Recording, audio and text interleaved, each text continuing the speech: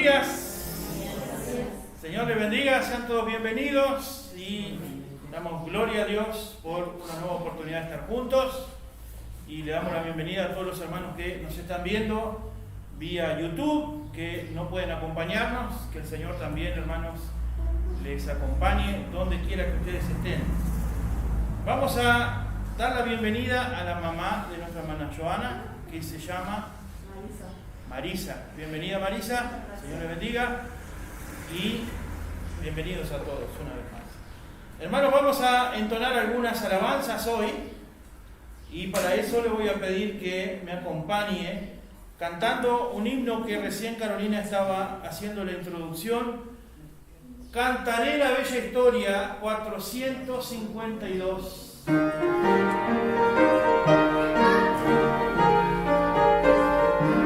Todos juntos, vamos.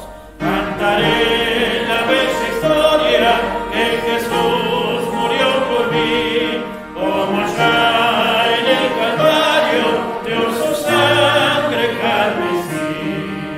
Cantaré la bella historia de Jesús, mi Salvador, y con santos en la gloria a Jesús daré honor. Cristo vino a rescatarme, el perdido me encontró, con su mano fiel y tierna al redil me llevó. Cantaré la bella historia de Jesús, su Salvador, y con santos en la gloria a Jesús daré honor. Mis heridas y dolores el Señor Jesús sanó, del pecado y los temores su poder me libertó.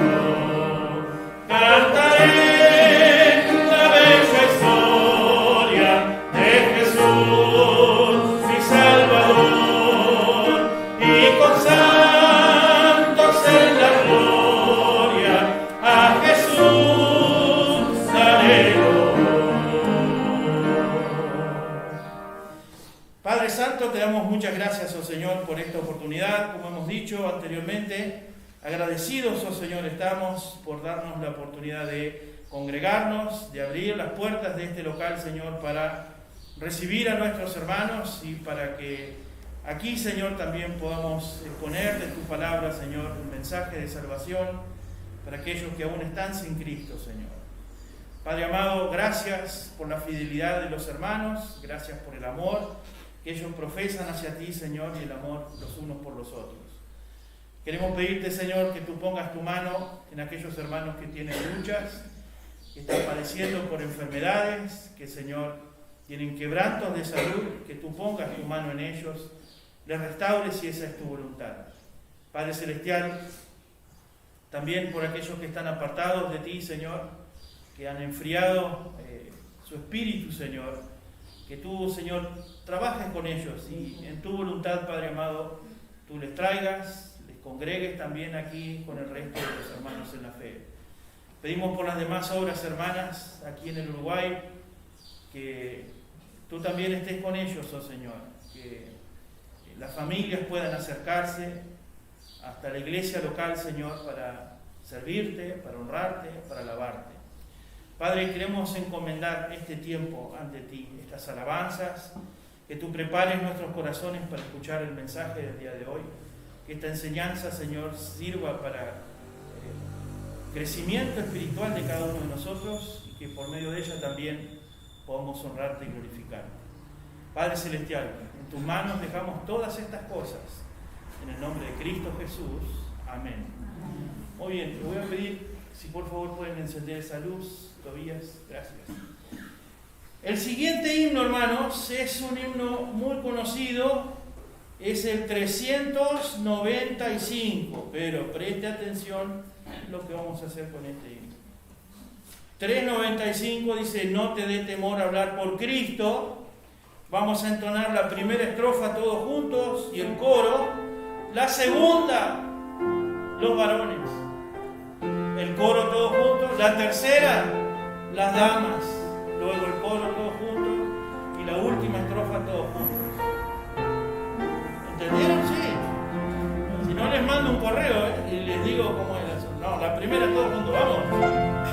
No te den temor a hablar por Cristo. Haz que brille en ti su luz. Al que te salvó, confiesa siempre. Todo debes a Jesús. No te dé temor, no te dé temor. Nunca, nunca, nunca. Es tu amante Salvador. Nunca pues te dé temor. Los varones, solo los varones. No te dé temor a ser por Cristo. Cuando de tu parte está, obra con amor, con fe y constancia, tus trabajos premiará. No te dé temor, no te dé temor, nunca, nunca, nunca. Es tu amante Salvador, nunca pues te dé temor. Las damas solo.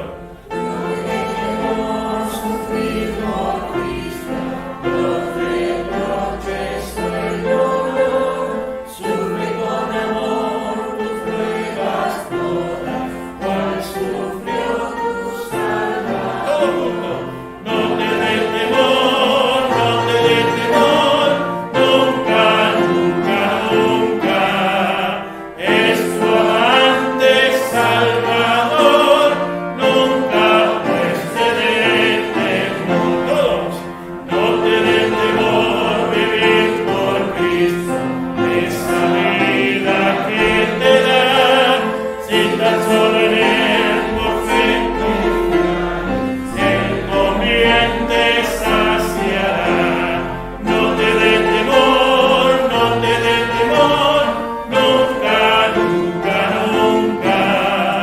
Es tu amante Salvador, nunca pues te dé temor.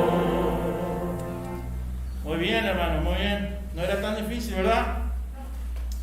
Muy bien. Vamos a cantar un último himno y para ello le voy a pedir que se pongan de pie. Vamos a entonar el número 159. Todos los que pueden ponerse de pie. Vamos a cantar Roca de la Eternidad.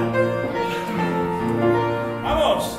Roca de la eternidad, fuiste abierta tú por mí, se me esconde de lo fiel, más encuentro solo en ti, rico limpio manantial, en el cual lavado fui, aunque sea siempre fiel, aunque llore sin cesar, del pecado no podré justificación lograr, solo en ti teniendo fe, sobre el mal podré triunfar, mientras haya de vivir y al instante de expirar, cuando vaya a responder en tu augusto tribunal, se me esconde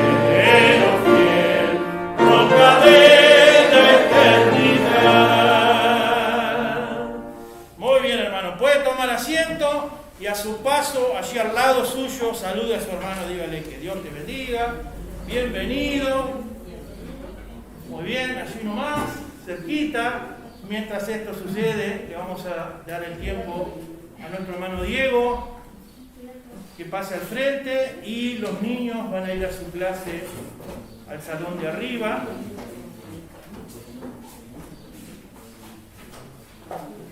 Hermano Diego.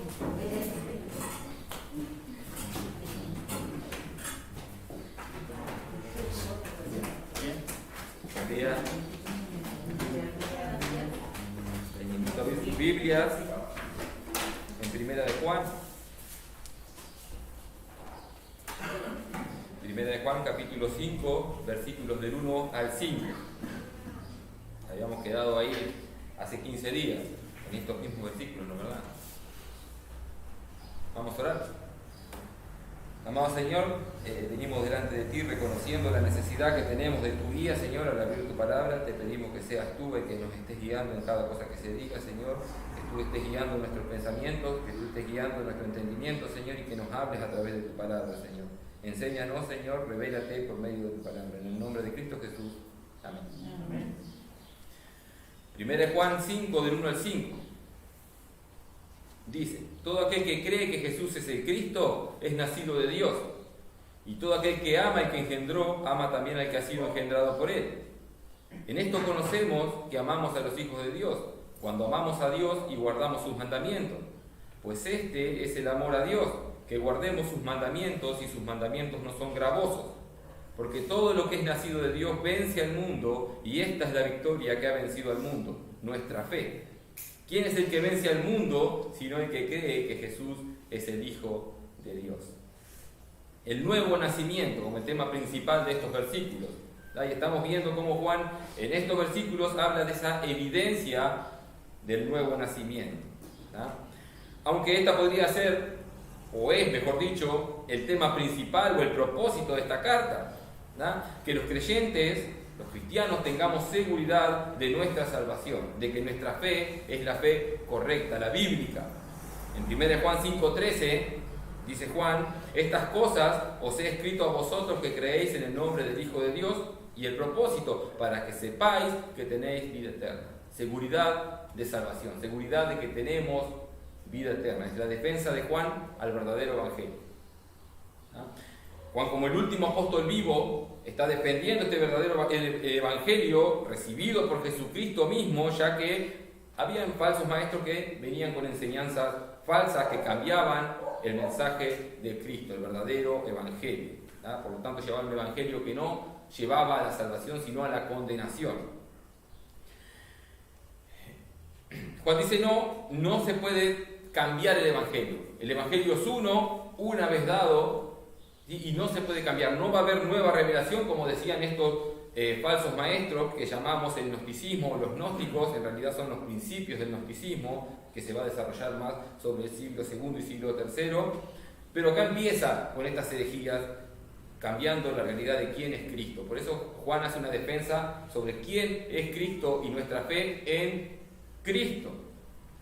Fíjense cómo Juan arranca defendiendo su autoridad apostólica.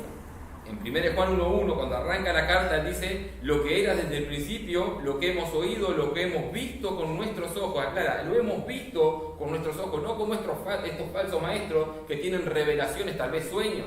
Nosotros lo vimos. Es más, dice: lo hemos contemplado y palparon nuestras manos tocante al verbo de vida. Hablando de que él estuvo con Jesús. Versículo 2: porque la vida fue manifestada y la hemos visto y testificamos y os anunciamos la vida eterna. Este es el mensaje que predicaba Juan, la cual estaba con el Padre y se nos manifestó. Lo que hemos visto, repite Juan, y oído, eso os anunciamos. No cambiamos nada, no hay revelación nueva. Lo que hemos visto y oído, eso os anunciamos, para que también vosotros tengáis comunión con nosotros, y nuestra comunión verdaderamente es con el Padre y con su Hijo Jesucristo. Ese es el evangelio que Juan está defendiendo, donde el punto central es quién es Jesús. Un Jesús cambiado lleva un falso evangelio.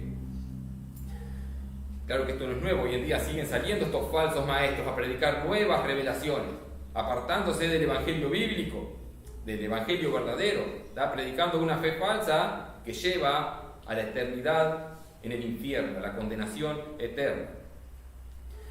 Podemos ver estos movimientos, por ejemplo, como los movimientos de la prosperidad, ¿sí? Que enseñan que vas a ser próspero si eres cristiano, vas a tener mucho dinero, vas a tener muchas victorias. Podemos ver a estos lobos rapaces en canales similares al Enlace, que lo único que hacen es recaudar dinero para ellos y enriquecerse, robando y sacándole la lana a las ovejas en vez de edificarlas en la palabra de Dios. También tenemos a los falsos testigos de Jehová que van puerta por puerta golpeando y llevando supuestamente palabra de Dios. Tenemos a los mormones, tenemos a los adventistas, tenemos la iglesia de Roma. y el común denominador de todos es que se hacen llamar cristianos. Cosa que hacían los gnósticos también, decían somos cristianos. Pero el Cristo que predicamos no es el Cristo de la Biblia, no es el Cristo que está predicando Juan, el que vio, el que oyó, el que palpó. Predican un Cristo falso. Estos son los anticristos que llama Juan.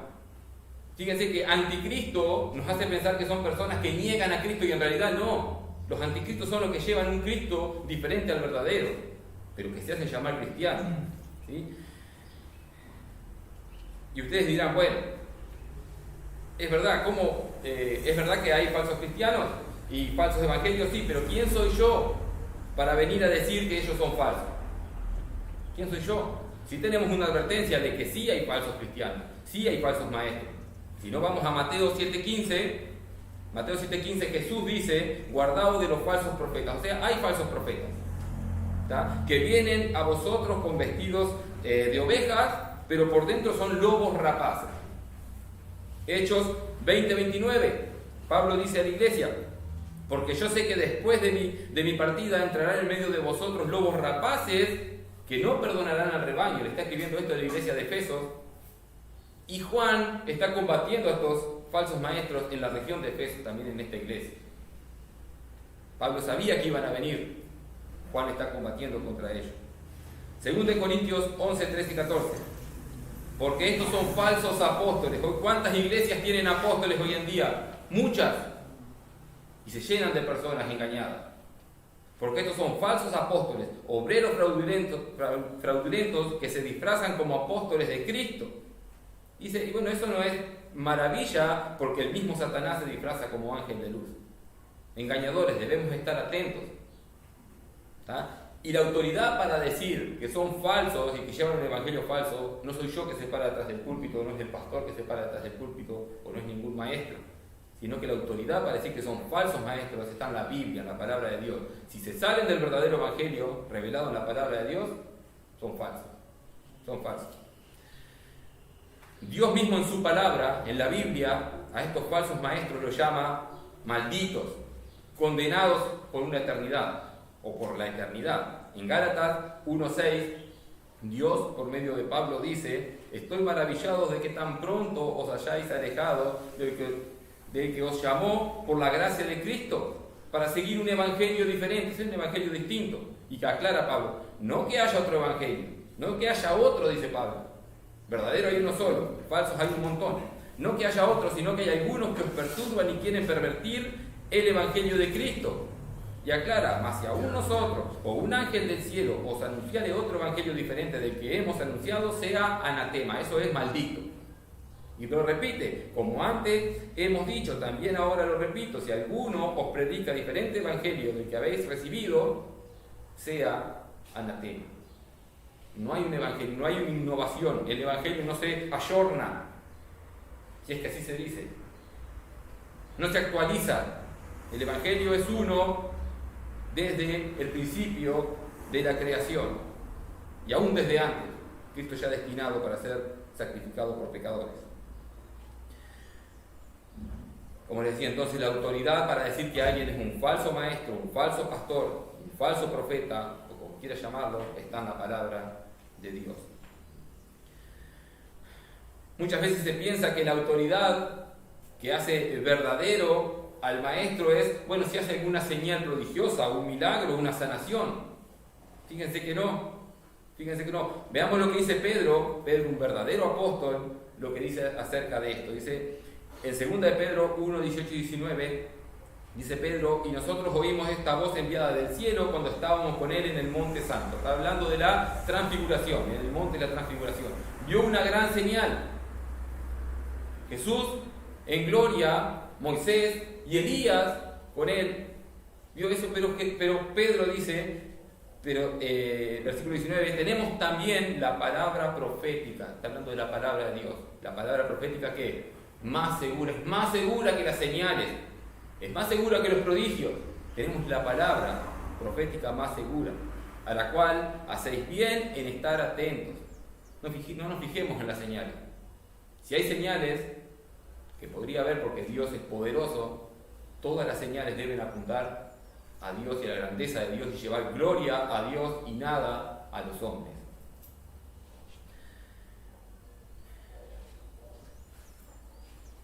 Juan está escribiendo a una iglesia en un periodo de tiempo específico, pero esto es totalmente actual. Y nosotros nos podemos preguntar cómo sé cuál es el verdadero o cuál es la verdad, ya que, como les decía, estos falsos movimientos se hacen llamar cristianos. Estos falsos movimientos también dicen, nosotros sacamos nuestras enseñanzas de la Biblia. Primeramente te dicen eso, obvio. Pero después, ojo, bueno, hay otra revelación que se puede añadir a la palabra de Dios. Bueno, es la Biblia más otras nuevas revelaciones que afirman nuestras herejías, dicen ellos. Nosotros usamos la Biblia, ¿sí?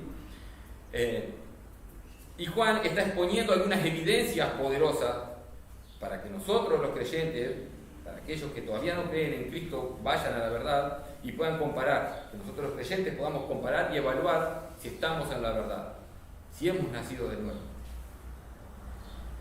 Estas evidencias que pone Juan en estos 5 versículos son la fe, el amor a Dios y el amor a los hijos de Dios, a los hermanos, a los creyentes, la obediencia a Dios y la victoria sobre el mundo. Algunos de ellos ya tratamos, llegamos hasta el versículo 3, hace 15 días, igual vamos a hacer un repaso, pero hace 15 días llegamos hasta el versículo 3 y dejamos ahí el versículo 3 como una transición entre lo que seguía. Dice el versículo 1 al 3, todo aquel que cree que Jesús es el Cristo es nacido de Dios. Y todo aquel que ama al que engendró, ama también al que ha sido engendrado por él. En esto conocemos que amamos a los hijos de Dios, cuando amamos a Dios y guardamos sus mandamientos. Pues este es el amor a Dios, que guardemos sus mandamientos y sus mandamientos no son gravosos.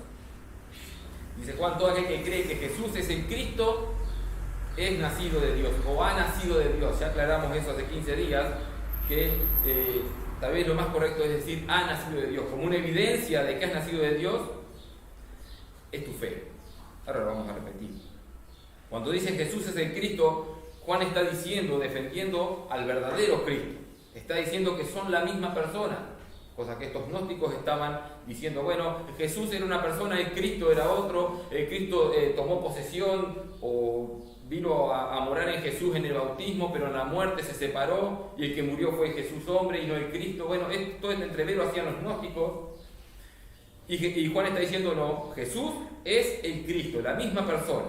¿Da? El hombre histórico de carne y hueso es el Cristo mismo, es Dios mismo viniendo al mundo a salvar a su pueblo, a buscar a sus ovejas.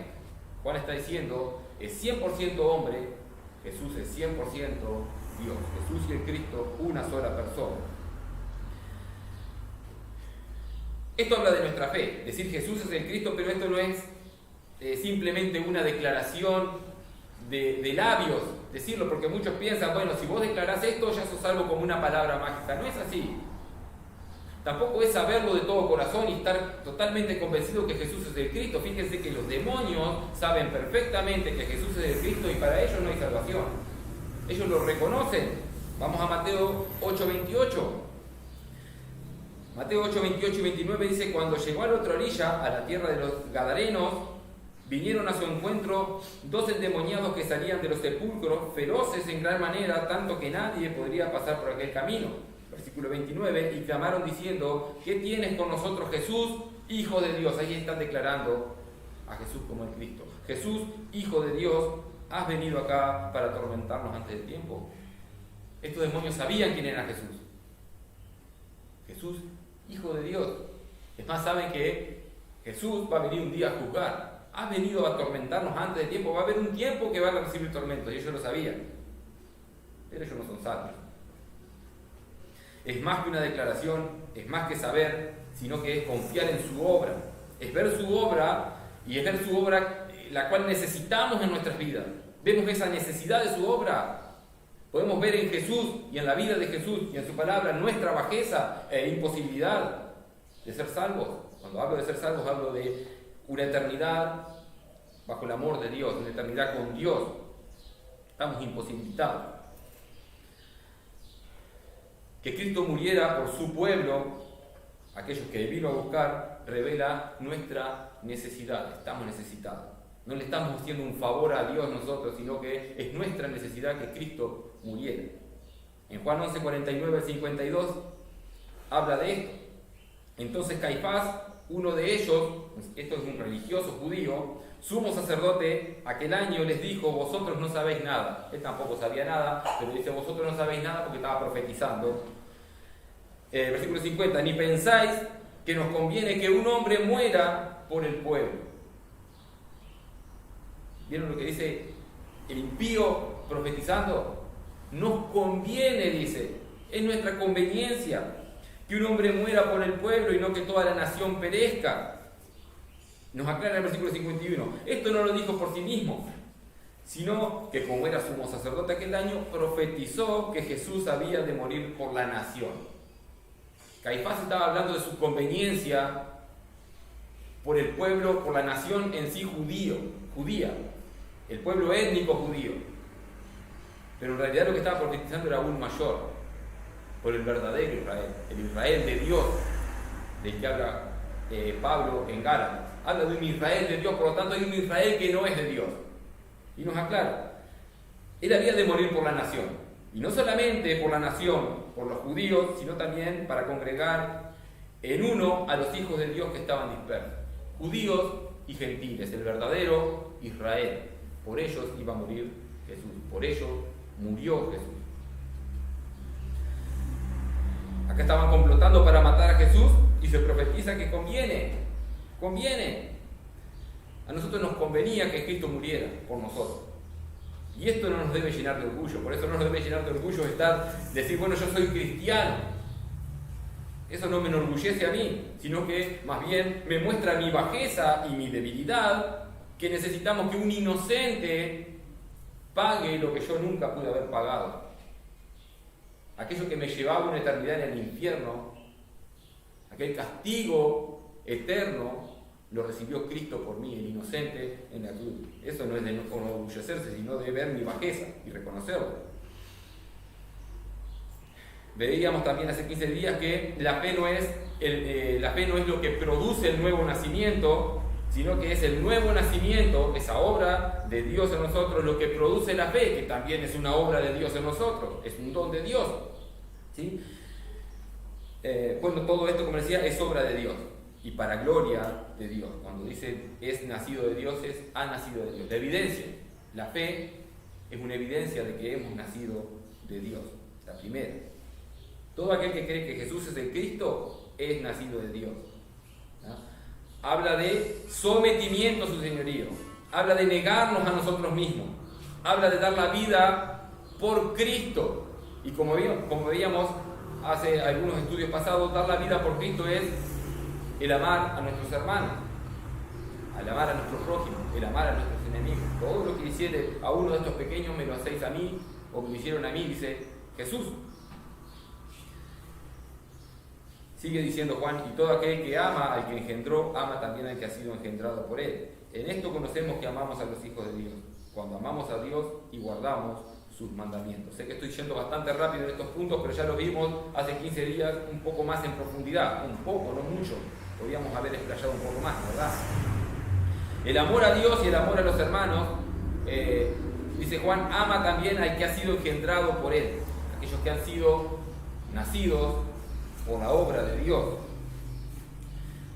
En 1 Juan 3:17, estamos en la misma carta, Juan escribía: pero el que tiene bienes de este mundo y ve a su hermano tener necesidad y cierra contra él su corazón, ¿cómo mora el amor de Dios en él?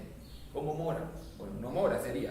Entonces, ama también al que ha sido engendrado, tiene una relación estrecha con congregarnos en la iglesia, congregarnos entre hermanos. ¿Cómo vamos a saber la necesidad de nuestro hermano si ni siquiera venimos a la iglesia?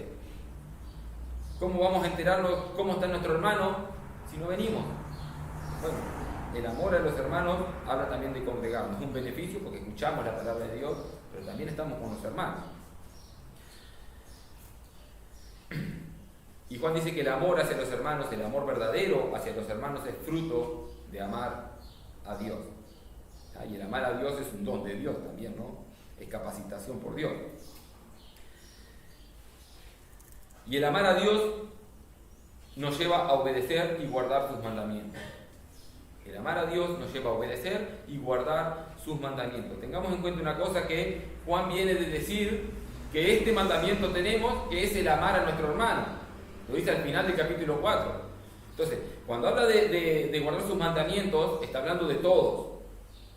Pero él está haciendo un énfasis fuerte en el amar al hermano. Todo el capítulo 4, casi todo el capítulo 4 habla de esto, de amar al hermano. En esto conocemos que amamos a los hijos de Dios cuando amamos a Dios y guardamos sus mandamientos. Debemos también entender cuál es el verdadero amor de que nos habla Juan o Dios por medio de Juan en su palabra. El amar al hermano, el amar al prójimo es distinto de tolerar el pecado. La tolerancia y el amor no tienen nada que ver. Hoy en día se está confundiendo esto. El amar al hermano lleva a confrontar el pecado. Si amamos verdaderamente al hermano, como dice Dios en su palabra, vamos a confrontar si está en pecado. Vamos a exponer el pecado. Con amor, sí, pero no vamos a tolerar. ¿Por qué? Porque si amamos al hermano, tenemos que amar a Dios. O sea, si amamos a Dios, vamos a amar al hermano. Y no podemos decir que amamos al hermano si lo estamos dejando y estamos tolerando su pecado total, que se arregle. Si amamos a Dios, aborrecemos el pecado y lo denunciamos. Versículo 3. Pues este es el amor a Dios, que guardemos sus mandamientos, y sus mandamientos no son gravosos. Viene como una definición. Este es el amor a Dios, y la definición es que guardemos sus mandamientos. Este es el amor a Dios, que guardemos sus mandamientos. Es obedecer.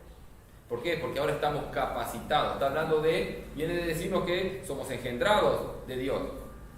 Que los hermanos son engendrados de Dios, esto significa que tienen la naturaleza. Tenemos la naturaleza de Dios. Tenemos vida espiritual y eso significa que tenemos el Espíritu Santo en nosotros. Ahora podemos, estamos capacitados para obedecer. Tenemos vida espiritual. Podemos obedecer sus mandamientos. Esto es una evidencia de salvación. También es una consecuencia de la salvación. El obedecer es consecuencia de la salvación del nuevo nacimiento. Juan 14:15. Jesús dice: si me amáis, guardad mis mandamientos. ¿Amas a Dios? ¿Estás guardando sus mandamientos? Juan 14 sigue diciendo 21 al 24. Dice Jesús: el que tiene mis mandamientos y los guarda, ese es el que me ama. ¿Evidencia cuál es? Saber de los mandamientos solamente no, saberlos y cumplirlos, guardarlos. Ese es el que me ama, y el que me ama será amado por mi Padre, y yo le amaré y me manifestaré a él. Una gran promesa, ¿no es verdad? Le dijo Judas, no el Iscariote: Señor, ¿cómo es que te manifestarás a nosotros y no al mundo? La respuesta de Jesús respondió Jesús y le dijo: el que me ama, mi palabra guardará. Claramente la consecuencia, ¿sí? Si me amas, vas sí o sí a guardar mi palabra. El que me ama, mi palabra guardará, y mi Padre le amará, y vendremos a él y haremos morada con él. Nuevamente esa promesa de comunión con él. Y aclara en el 24 que el que no me ama no guardará mis palabras. Y la palabra que habéis oído no es mía, sino del Padre que me envió.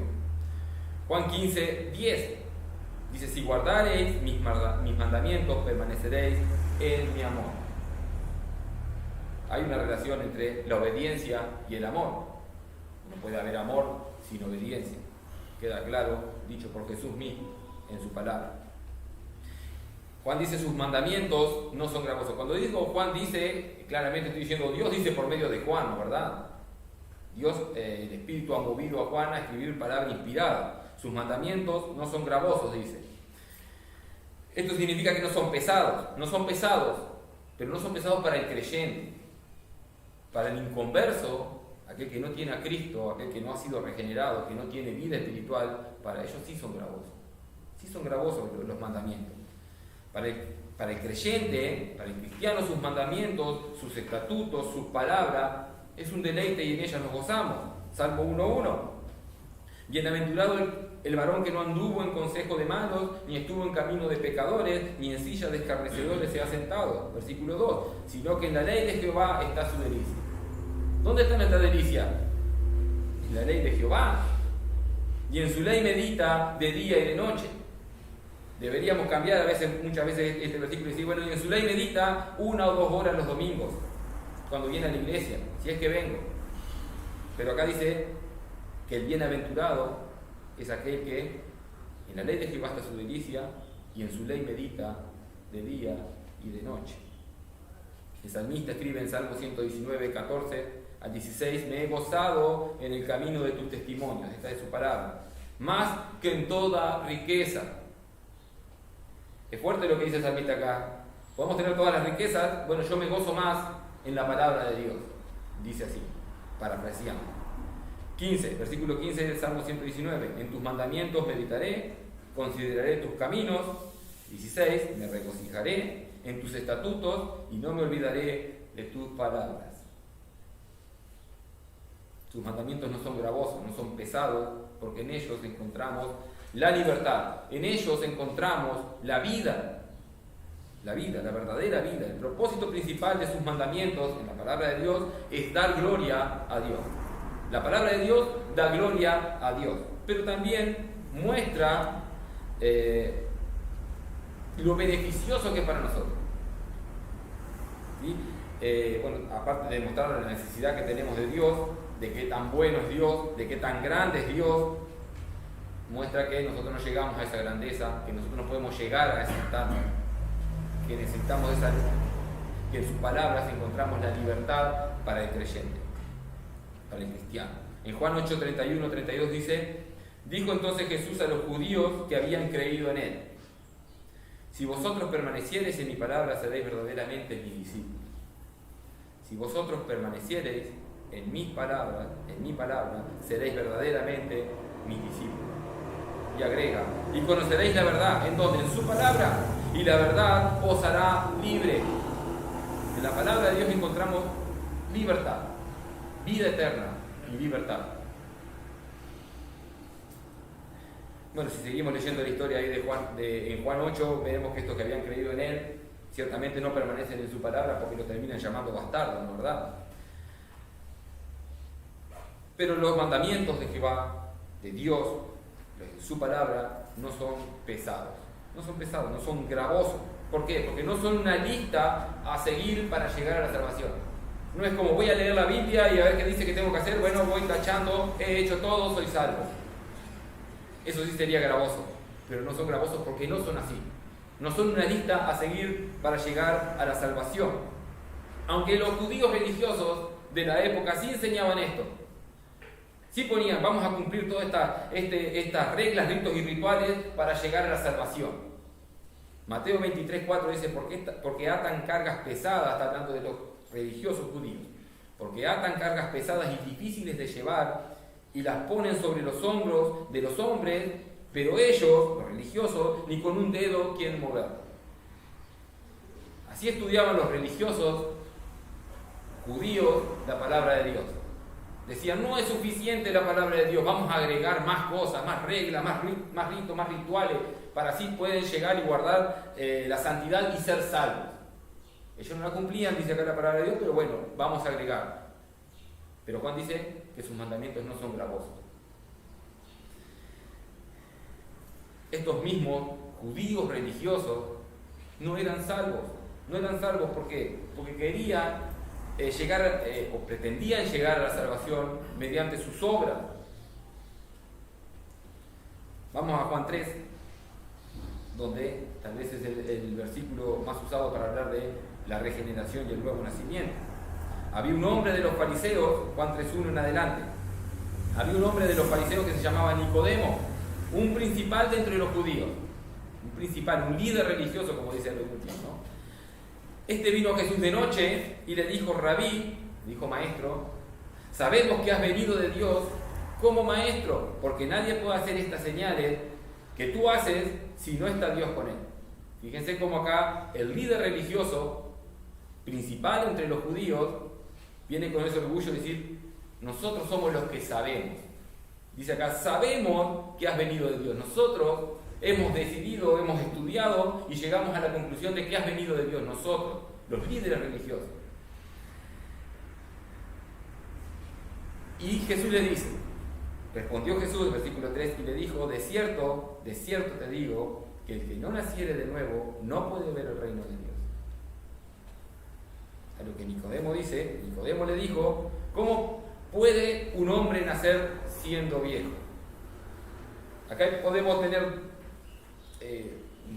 dos caminos.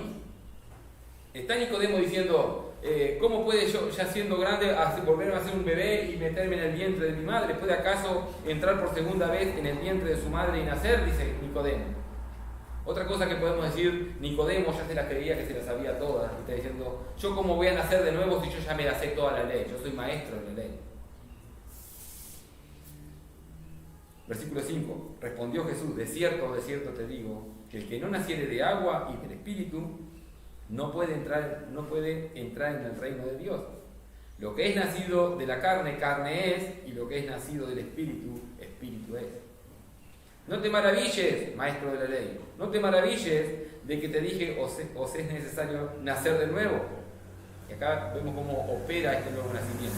El viento sopla de donde quiere y oye su sonido, mas no sabes de dónde viene ni a dónde va. Así es todo aquel que es nacido del Espíritu. No se sabe cómo es este nuevo nacimiento, pero sí se ve de sus frutos. Respondió Nicodemo y le dijo, ¿cómo puede hacerse esto? ¿Este no era el que sabía? Si vino diciendo, somos los que sabemos que, pero ¿cómo puede hacer? Bueno, ya no sabes nada. Entonces respondió Jesús y le dijo, ¿eres tú maestro de Israel y no sabes esto? Esto es lo básico para ser salvo. Y ni siquiera lo sabes. Líder religioso que no sabe cómo opera la salvación no es salvo. Solamente sigue reglas, ritos y rituales. Así interpretaban los líderes judíos, los religiosos judíos, así también interpretan y predican aquellos que llevan una salvación por obra. Llámese la religión que quieran, en especial tal vez la más grande que es la Iglesia de Roma.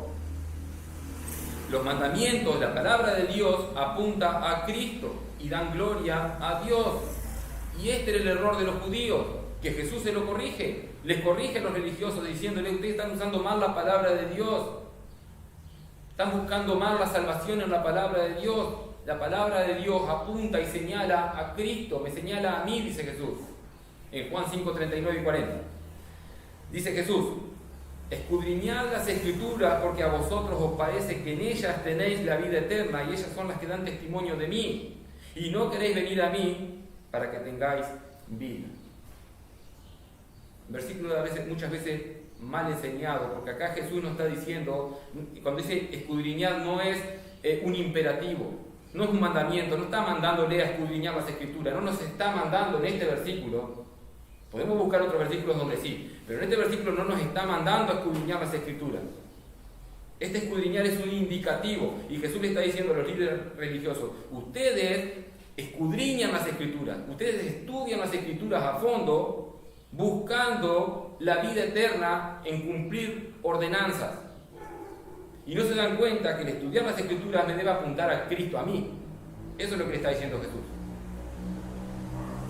Y no quieren venir a mí, no quieren verme en las Escrituras. Eso es lo que está diciendo. El hombre natural no se deleita en la palabra de Dios, sino que ve algo que lo ofende. Los mandamientos de Dios ofenden al mundo, al hombre natural. El hombre natural no quiere venir a la luz, prefiere las tinieblas, porque la luz denuncia su pecado. Pero la palabra de Dios es buena, como dice Pablo, es buena la palabra de Dios, nos confronta, nos revela nuestro pecado y nos pone a mirar a Cristo. En la palabra de Dios debemos buscar a Cristo, porque como dice Jesús, ellas dan testimonio de Él. Desde Génesis hasta el Apocalipsis, las Escrituras hablan de Cristo.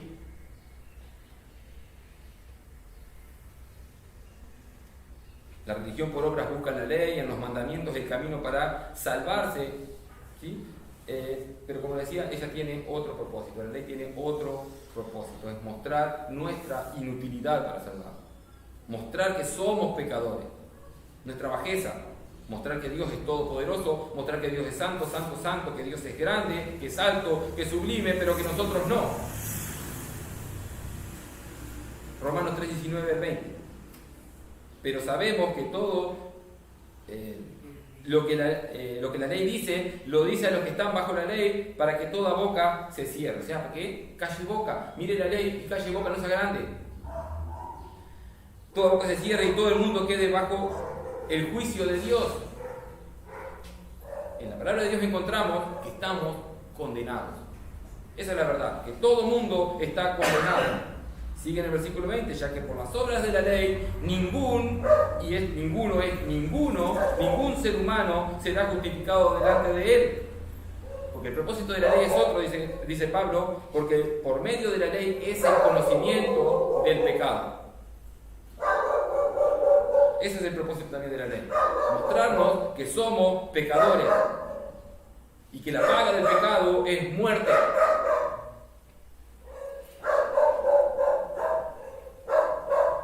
Sus mandamientos, o sea, la ley no puede salvar a nadie.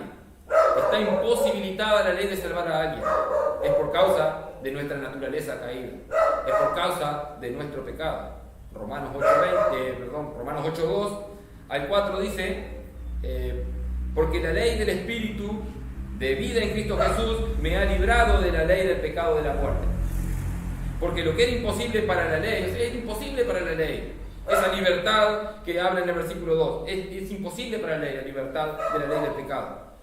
Porque lo que era imposible para la ley, por cuanto era débil, porque por la carne, por mi naturaleza caída, Dios enviando a su Hijo en semejanza de carne, no en carne pecaminosa, sino en semejanza de carne, de pecado, y a causa del pecado condenó al pecado en la carne, para que la justicia de la ley se cumpliese en nosotros, que no andamos conforme a la carne, sino conforme al Espíritu.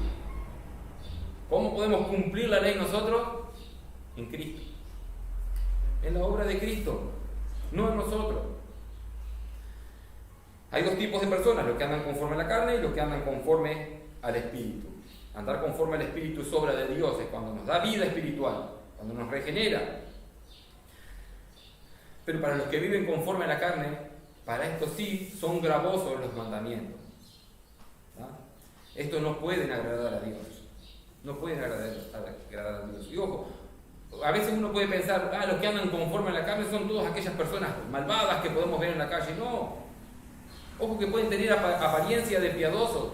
Puede haber hombres que hacen grandes donaciones, que ayudan, a necesitados y no tener a Cristo. Y hacen buenas obras que no glorifican a Dios.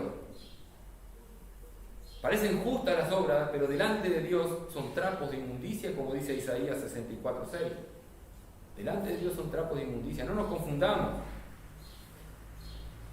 No todos los que andan conforme a la carne están encerrados en la cárcel. Hay otros que tienen apariencia de piedad, pero sin Cristo siguen siendo obras de la carne.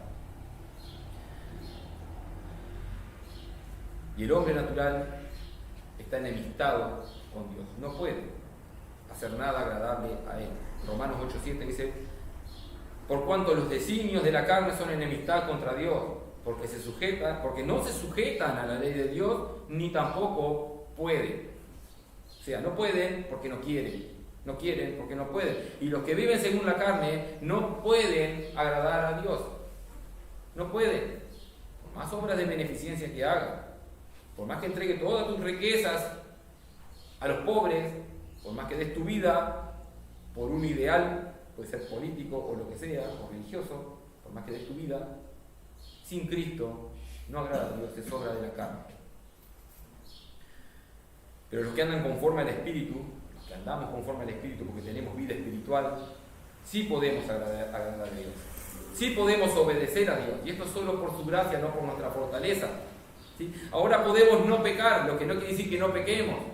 Lo voy a aclarar algunas otras veces esto. No estoy hablando de perfección en obediencia. Claro que sí pecamos, pero no vivimos en pecado. Nuestra norma de vida no es el pecado. ¿Ah? Ahora podemos no pecar, tenemos esa posibilidad. Antes sin Cristo lo único que hacíamos era pecar. Esa era nuestra vida. sin Cristo era pecar. Cualquier obra que pareciera piadosa, igual era pecado. Ahora en Cristo podemos no pecar. ¿Vamos a pecar? Claro que vamos a pecar, pero podemos no hacerlo. Estamos capacitados por el Espíritu Santo. Pero va a llegar un día, cuando Cristo vuelva, ahí ya no vamos a poder pecar. Lo único que vamos a hacer es obedecer, ser santos. Pero acá de este lado de la gloria no vamos a llegar a esa santidad perfecta. En 1 Juan 3:8, Juan escribía: el que practica el pecado es del diablo, porque el diablo peca desde el principio. Para esto apareció el Hijo de Dios, esto es Cristo, ¿no? Para deshacer las obras del diablo. Todo aquel que es nacido de Dios, engendrado por Dios, dice que no practica el pecado, no vive en pecado, porque la simiente de Dios permanece en él, el Espíritu Santo, habla de vida espiritual, y no puede pecar, porque es nacido de Dios. Es nacido de Dios. Aclaramos hace 15 días que ser nacido de Dios no es consecuencia de no pecar, sino que el no pecar o no practicar el pecado es consecuencia de haber nacido de Dios, una obra de gracia de Él. El que ha nacido de Dios por su voluntad, como dice en Juan 1, del 12 al 13, que somos engendrados por su voluntad, puede obedecer y se goza en su mandamiento y puede experimentar el propósito de su palabra, que puede ser conocer más a Dios, ver su grandeza y experimentar la gracia de la salvación y de la libertad en Cristo. Fíjense que la salvación y esa libertad no es únicamente cuando lleguemos al fin de nuestra vida acá de este lado de la gloria, ¿sí? Sino que también habla de libertad y victoria sobre el pecado de este lado de la gloria, ahora caminando con Cristo en santidad, ¿sí?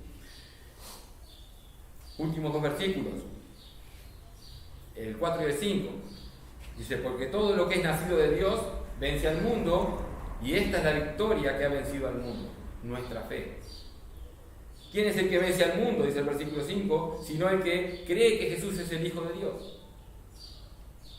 Porque todo lo que es nacido de Dios, dice, vence al mundo. Vence al mundo.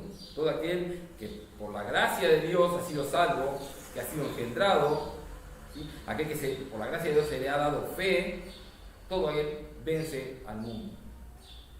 ¿Qué significa vencer al mundo? Según lo que dice Juan acá, o según lo que pone Juan en su carta en realidad. ¿Qué significa vencer al mundo? Bueno, no es lo que muchos predican por ahí, que vas a vencer al mundo, que vas a ser un vencedor, ¿sí? Que todo lo que tú emprendas vas a tener éxito. Eso sería buenísimo escucharlo, pero no es bíblico. Lamentablemente muchos siguen mensajes como estos, ¿sí? Que vas a tener un éxito económico, que vas a tener éxito en la salud, que vas a tener fama. Bueno, a eso no es lo que, lamentablemente, no es lo que se está refiriendo Juan, entonces, sí es lo que están queriendo escuchar. Cuando Juan dice el mundo, se refiere al sistema del mundo, a la filosofía del mundo, al comportamiento, a la lógica del mundo, al pensamiento del mundo, regido por el príncipe del mundo, que es Satanás. Juan en su carta nos aclara qué quiere decir cuando habla del mundo. Cuando habla del mundo. 1 Juan 2, 15 y 16 dice: no améis al mundo ni las cosas que están en el mundo. Si alguno ama al mundo, el amor del Padre no está en él. Muchas veces menciona mundo en esos versículos, ¿no? Así que tiene algo que ver. No améis al mundo ni las cosas que están en el mundo. Si alguno ama al mundo, el amor del Padre no está en él. Versículo 16. Porque todo lo que hay en el mundo, y acá nos habla de lo que es el mundo, son los deseos de la carne, los deseos de los ojos y la vanagloria de la vida. Estos no provienen del Padre, sino del mundo, dice Juan. Está hablando del sistema del mundo, de la filosofía del mundo. Eso es lo que vencemos los creyentes. Todo aquel que es nacido de Dios vence esa filosofía. Vence los deseos de la carne, vence los deseos de los ojos, vence la vanagloria de la vida. Obviamente, de vuelta, repito, no estoy hablando de perfección en el creyente, por lo menos de este lado de la gloria, ¿verdad? Y debemos tener cuidado con doctrinas que han surgido, no son nuevas. Podemos ver como Wesley, iglesias wesleyanas como las metodistas, influenciados, bueno, tal vez por algunas otras enseñanzas anteriores, porque esto es una evolución de las enseñanzas falsas dentro de la iglesia, influenciados por enseñanzas anteriores, Este predicaba que, y todavía se sigue predicando hoy, que se puede llegar a la santidad total de este lado de la gloria. Y yo acabo de decir varias veces que eso es imposible. No vamos a llegar a la perfección en santidad de este lado de la gloria. Bueno, Wesley, John Wesley, lo predicaba, o sea, como se pronuncia, ¿no? Bueno, que esta santidad total llegaba por medio de una segunda experiencia después de la regeneración. Empezó a separar la regeneración de la santidad bastante lejos, ¿tá? Y que los creyentes podían experimentar la perfección en la santidad y ya no pecar más, vivir de este lado de la gloria sin tener pecado. Eso es lo que predicaba. Pero bueno, otros movimientos después tomaron estas enseñanzas y peligrosamente hicieron una separación aún mayor entre lo que es la regeneración y la santidad. ¿Y por qué es importante y por qué traigo esto acá el mensaje? Porque esta enseñanza ha permeado en iglesias como la nuestra. Y es muy común escuchar de decir que hay dos tipos de cristianos: el cristiano carnal y el cristiano espiritual. El cristiano espiritual es aquel que no peca, que obedece la palabra de Dios, y el carnal es aquel cristiano que sí es salvo, pero que vive en el mundo, que nunca tuvo un cambio en su vida. Y que ya vengo varios domingos diciendo que eso no puede ser y justificando por la palabra de Dios. Y lo vamos a volver a hacer. ¿Ah? Estoy casi seguro que la mayoría de acá ha oído escuchar de esta división entre cristiano carnal y el cristiano espiritual, basándose tal vez en algún pasaje ahí de Corintios donde Pablo habla de esto, pero no está hablando de que un cristiano salvo pueda vivir como un mundano, porque en realidad todos los cristianos sí nos comportamos en forma carnal cuando pecamos, pero no practicamos eso. Eso es antibíblico y lo acabamos de leer.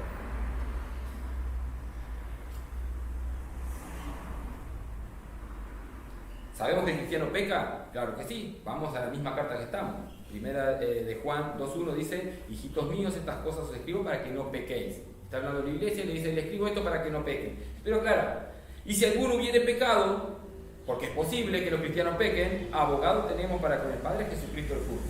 Entonces no estamos hablando de una santidad total de este lado de la gloria, porque es imposible. ¿Está?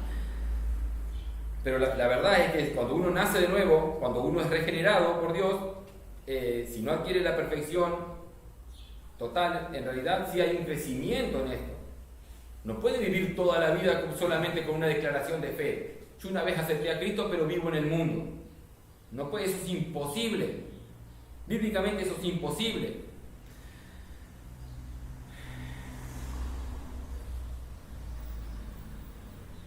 Como decía, tiene que haber un crecimiento, algo que demuestre o que evidencie de que Cristo, de que Dios ha comenzado esa obra de gracia en nosotros.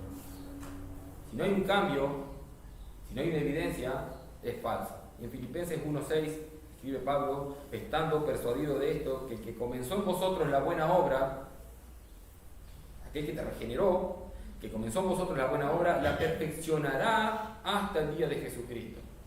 Si no hay ese perfeccionamiento, quiere decir que nunca hubo un comienzo de esa obra. Ese perfeccionamiento va a ser en toda tu vida hasta el día de Jesucristo. No vas a llegar de este lado de la gloria. No vas a llegar. Versículos como este echan por el suelo esas enseñanzas falsas. Bueno, del cristiano carnal, que puede vivir como un mundano y ser, o que vamos a llegar a la santidad de este lado de la gloria. Eso es falso. Y no nos llenemos de orgullo diciendo que somos los grandes santurrones. Lo que tampoco quita que debamos esforzarnos en obedecer la palabra de Dios y no pecar. Tenemos esa responsabilidad y eso sí es un mandamiento. Eso sí es un mandamiento. Porque todo lo que es nacido de Dios vence al mundo. Estamos estudiando este versículo, ¿no? Todo lo que es nacido de Dios vence al mundo. No dice algunos. Algunos cristianos muy espirituales y muy sabios y muy, piadosos van a vencer al mundo. Juan está diciendo que todo cristiano vence al mundo. Por lo tanto, no existe tal como un cristiano carnal que no vence al mundo. En Apocalipsis 2.7 dice: el que tiene oído, oiga lo que el Espíritu dice a las iglesias, a los cristianos. Al que venciere, le daré de comer del árbol de la vida, el cual está en medio del paraíso de Dios. ¿Hay algún creyente que vaya al cielo y no pueda comer del árbol de la vida? La verdad que no. Todos en el cielo van a poder comer del árbol de la vida, pero acá dice que esto es para los que vencieren. Dice, al que venciere el mundo, como dice Juan. ¿Habrá alguien en el cielo que no venciere? Yo diría que no, bíblicamente no. Apocalipsis 2:11. El que tiene oído, oiga lo que el Espíritu dice a las iglesias. El que venciere, fíjense que esto es para el que venciere, no sufrirá daño de la segunda muerte.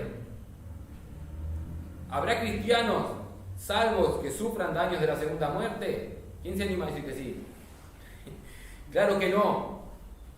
Y esto está ligado con el que venciere. El cristiano sí o sí vence al mundo. Tiene que haber un crecimiento espiritual en obediencia a su palabra. Todos los nacidos. Entonces, el que se dice, o que escuchamos que dicen cristiano carnal, no es un cristiano. No es un cristiano. No es un cristiano. Volvemos. Todos los nacidos de Dios vencen, no solamente algunos cristianos. Ahí está. La santificación es el fruto natural del nuevo nacimiento. ¿Sí? No se puede decir, fíjese, no se puede decir, he sido regenerado, yo tengo vida en Cristo, porque una vez acepté a Cristo como mi Salvador, pero vivo en el mundo. Eso no puede ser. ¿Sí? Romanos 6:22 dice Pablo, mas ahora que habéis sido libertados del pecado, esa libertad no es en un futuro, es ahora en Cristo. Mas ahora que habéis sido libertados del pecado y hechos siervos de Dios, tenéis por vuestro fruto ¿qué? La santificación. ¿Y como fin qué? La vida eterna. La implicancia en este versículo, lo que implica Pablo es que va a haber vida eterna si hay santificación. Y sin santificación no hay vida eterna. No puede tener seguridad de salvación si no hay santificación. Y no confunda, no estoy hablando de perfección. Estoy hablando de perfección. El fin de la santificación es la vida eterna. Porque todo lo que es nacido de Dios vence al mundo. Vence es salir victorioso. Vencer al mundo es salir victorioso sobre esta filosofía, sobre esto lo que nos enseña el mundo, es superar. Es un término de guerra, es de vencer al mundo. Es de vencer. Y esta victoria no es algo que nosotros podamos producir, sino que es por la gracia de Dios.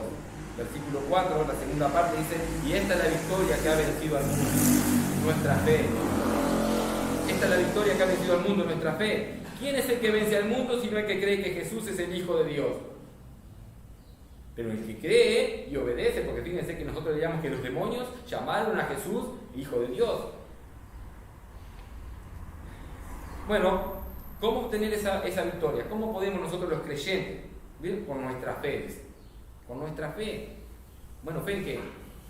¿En el trabajo? ¿Fe en ti mismo, como nos enseña la filosofía de Disneylandia hoy? Cree en ti mismo, sigue lo que dice tu corazón, confía en ti. Bueno, si dijera eso la palabra de Dios, tendríamos que mirar más las películas de Disney, pero no lo dice. La respuesta está en el versículo 15. ¿Quién es el que vence al mundo sino el que cree que Jesús es el Hijo de Dios? Es fe en Cristo, es fe en el Hijo de Dios. ¿Sí? Fíjense que no es la fe en sí lo que nos da la victoria, no es la fe en sí, sino el objeto de esa fe. ¿En quién confiamos? ¿En quién confiamos? En Cristo. ¿Sí? Es Cristo el que tiene el poder y que nos da el poder para poder vencer. ¿Por qué? Porque Él es Cristo el que ya venció. Y en eso confiamos, en eso tenemos nuestra confianza, en eso tenemos nuestra fe, en que Cristo ya venció, estamos peleando desde la victoria. Juan 16:33, estas cosas os he hablado para que en mí tengáis paz. En el mundo tendréis aflicción, va a ser duro allá afuera, pero confiad, dice Jesús, tengan fe, yo he vencido al mundo. Nuestra fe está en la victoria de Cristo, en la cruz del Calvario. En el mundo va a haber problemas, va a haber tentaciones, va a haber persecuciones, va a haber situaciones duras, necesidades, ¿sí? Pero Jesús dice que debemos confiar en Él, en su obra. Él ya venció, no confíes en ti. No confíes en tu corazón, que en Jeremías 17:9 dice que es lo más malo que hay. Alguien puede buscar Jeremías 17:9, que se me fue. Porque perverso es el corazón más que todas las cosas, creo que dice, ¿no?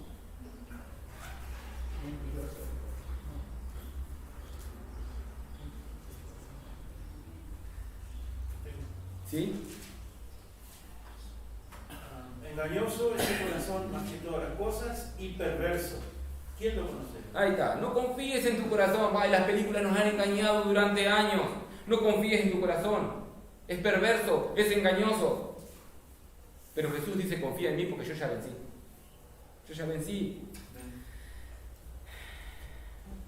O vences al mundo unido a Cristo, o eres un vencido y muerto por el mundo. La victoria de Cristo en la cruz nos da esperanza. Cristo pagó por completo mis pecados.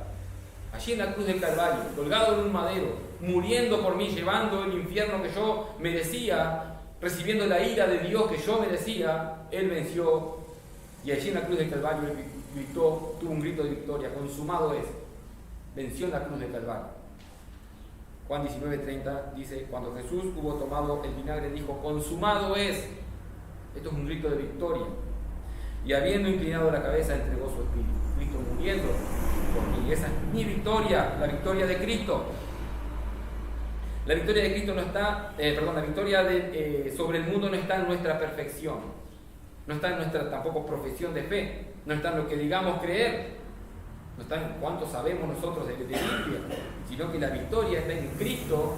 Y Cristo está en nosotros, esa nueva naturaleza.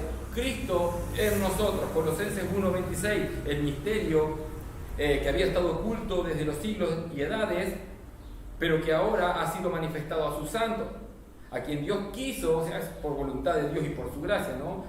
A quien Dios quiso dar a conocer las riquezas de la gloria de este misterio entre los gentiles, que es Cristo en nosotros, esa nueva naturaleza. Por eso ahora podemos vencer. Cristo está en nosotros. El Espíritu está en nosotros. Unidos a Cristo, a su poder, a su victoria, a su amor. Cristo está en nosotros. El triunfo está si estamos unidos a Él. 2 Corintios 2:14 dice, mas a Dios gracia, el cual nos lleva siempre en triunfo. Somos los triunfantes, pero dice, siempre en triunfo ¿en qué? En Cristo Jesús, no en tu fuerza, no en tus anhelos.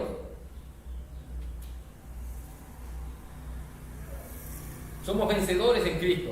Somos más que vencedores, dice la palabra de Dios, por medio de Cristo, Romanos 8:37. Ante todas estas cosas somos más que vencedores por medio de aquel que nos amó. Más que vencedores, ¿por qué? Por medio de aquel que nos amó. Este es Cristo.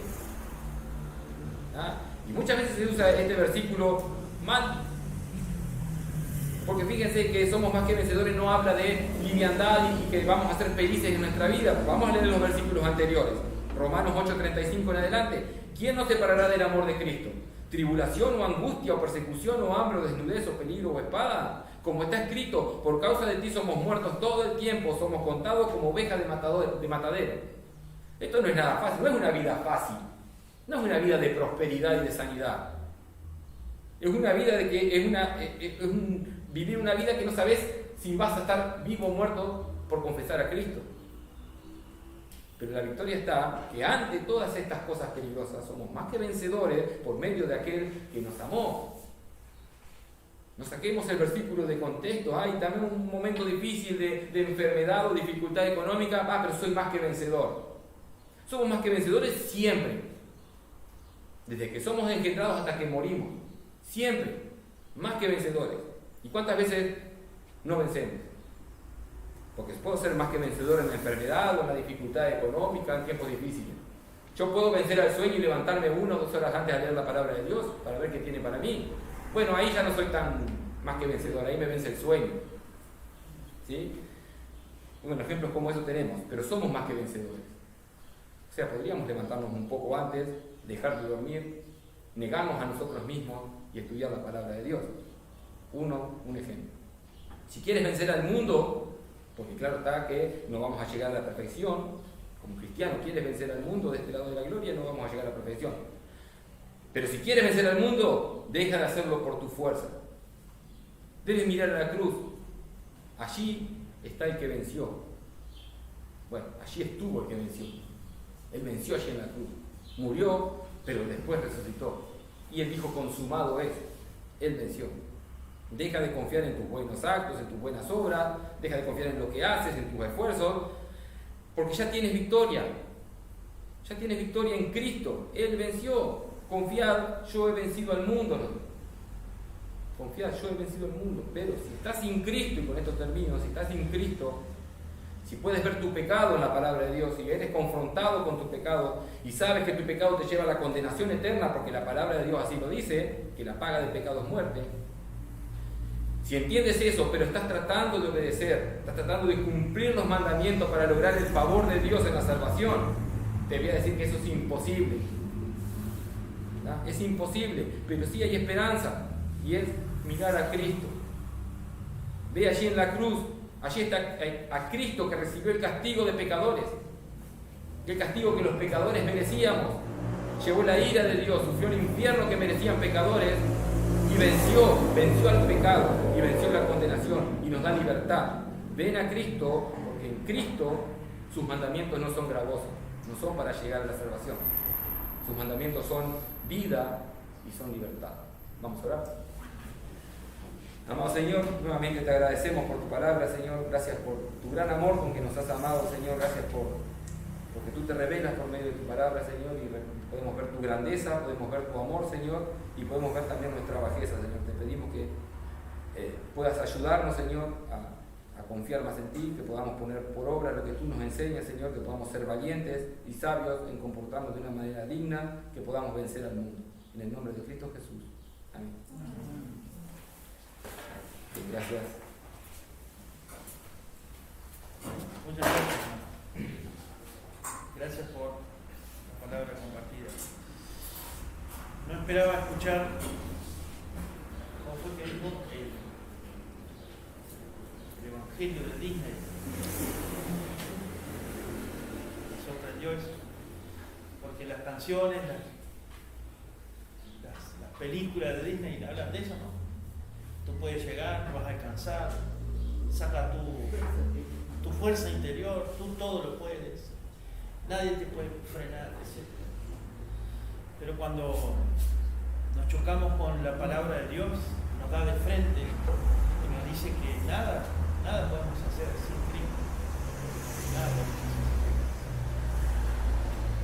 Volviendo al principio que decía nuestro hermano, es importante que nosotros sepamos acerca de los apóstoles. Tantas iglesias, hermanos, que denominan de un día para otro a un pastor, a un líder, a un apóstol.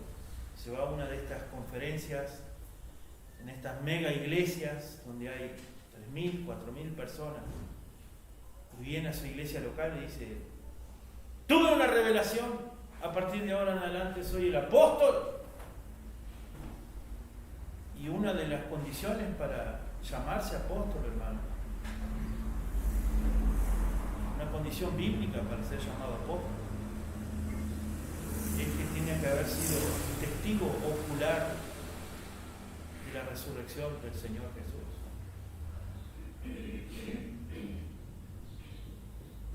A no ser que se mantenga muy bien en estado, pero no creo. Tristemente, las iglesias han denominado a sus apóstoles, entre comillas, y vemos que el mensaje está siendo desviado para un mensaje de la economía, de llenar sus propias alforjas de dinero. Tengamos mucho cuidado, hermano. Es cierto, dice hermano, hay canales, hay videos, hay asuntos que aparecen hoy más que nunca.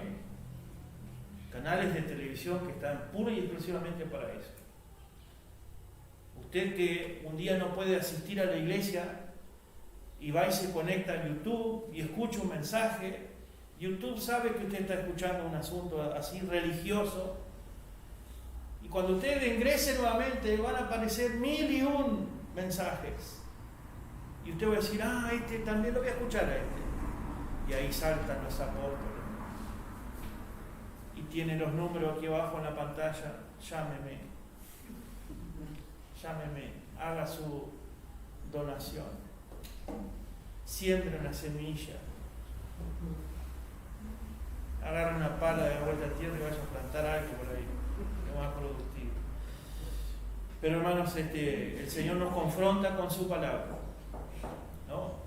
Y muchas veces somos solamente espectadores de lujo de la palabra y nos la tomamos para nosotros y pasan a nuestro alrededor las buenas enseñanzas de la palabra de Dios y permanecen en nuestro corazón y en nuestra cabeza todo aquello que quizás solamente está siendo expuesto para calmarte un poquitito, para pasarte la mano por encima.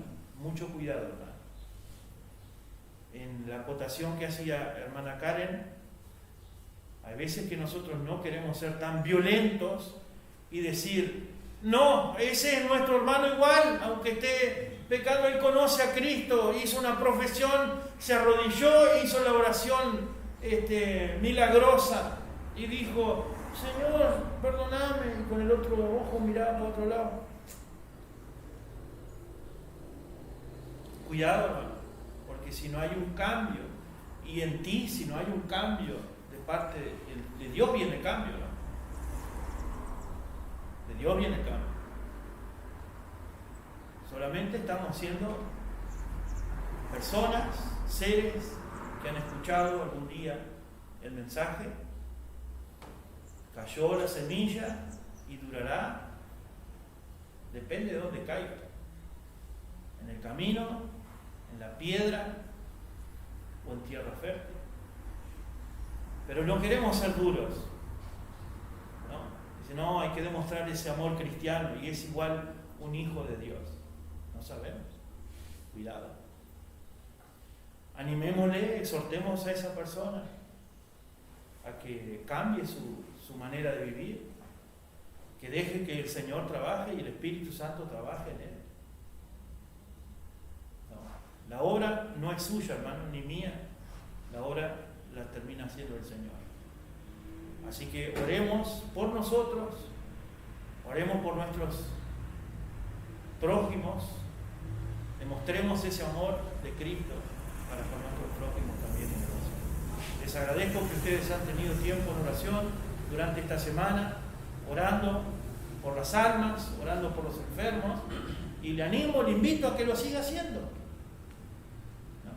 Que lo siga haciendo. Hay hermanos que necesitan orar, hay necesitados de oración también. Así que ánimo a seguir hacia adelante y saque ese yo interior a ver qué pasa. No, mentira eso. Confíe en Dios, hermano. Confíe en Dios a toda hora, en todo momento. Amén.